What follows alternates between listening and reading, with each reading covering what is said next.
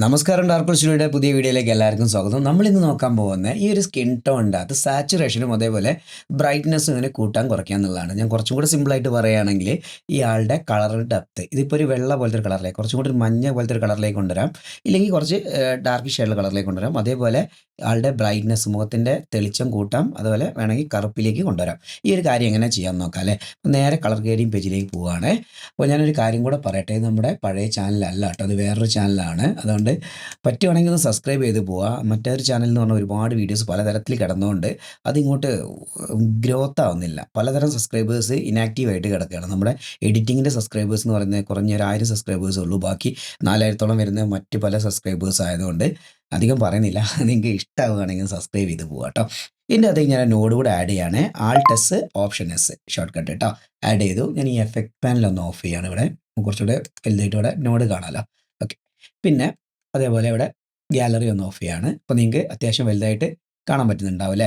ഇനി ഞാൻ എന്താ ചെയ്യാൻ പോകണമെന്ന് അറിയാം. നേരെ ഇവിടെ നമ്മുടെ കർവിൻ്റെ ഓപ്ഷൻ ഉണ്ടല്ലോ, കർവിൻ്റെ ഓപ്ഷനിൽ വന്നിട്ട് അതിൽ ആദ്യം തന്നെ നിങ്ങൾക്ക് ഇങ്ങനെയായിരിക്കും കർവ് കിടക്കുന്നത് അല്ലേ. ഈ മോഡൽ കണ്ടു കഴിഞ്ഞാൽ നിങ്ങൾക്ക് പെട്ടെന്ന് മനസ്സിലാക്കാൻ പറ്റുമല്ലോ.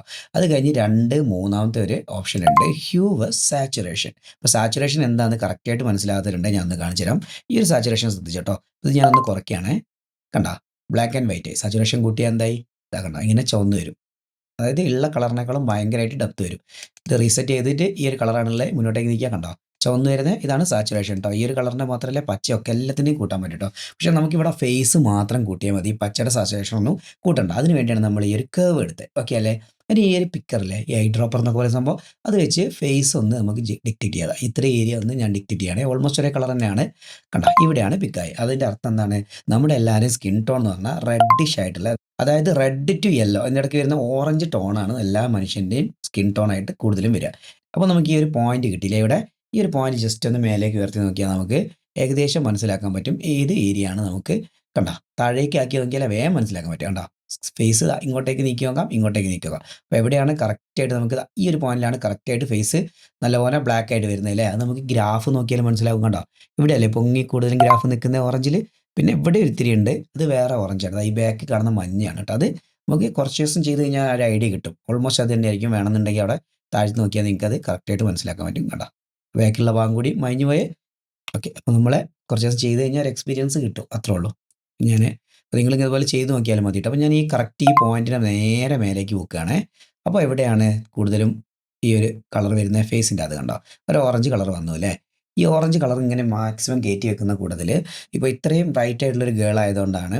ഇപ്പോൾ ചുണ്ട് കണ്ടോ വേറെ കളറായി പോയി. അപ്പോൾ ചുണ്ട് റെഡാണ്, അത് നമ്മൾ പ്രത്യേകിച്ച് നോക്കേണ്ട കാര്യമല്ല. ഏകദേശം ഒരു പിങ്ക് മുതൽ റെഡ് വരെ ഒരു പോയിന്റ് കൂടി ആഡ് ചെയ്യുക. എന്നിട്ട് അതിൻ്റെ കൂടെ ഇത്തിരി സാച്ചുറേഷൻ ചുണ്ടിനും കൂടെ കൊടുത്തു കഴിഞ്ഞാൽ ആ ഒരു നാച്ചുറൽ ലുക്ക് കിട്ടും. ഇല്ലെങ്കിൽ നമ്മൾ ചുണ്ട് വേറെയും ഫേസ് വേറെയും. ഇപ്പോൾ ഏകദേശം ഒരു ലുക്ക് വന്നു അല്ലേ ഏകദേശം. ഇനി ഞാൻ എന്ത് ചെയ്യാൻ പോകുന്നത്, ഒരു നോഡും കൂടെ ഇവിടെ ആഡ് ചെയ്യാണ്, സീരിയൽ നോഡ്.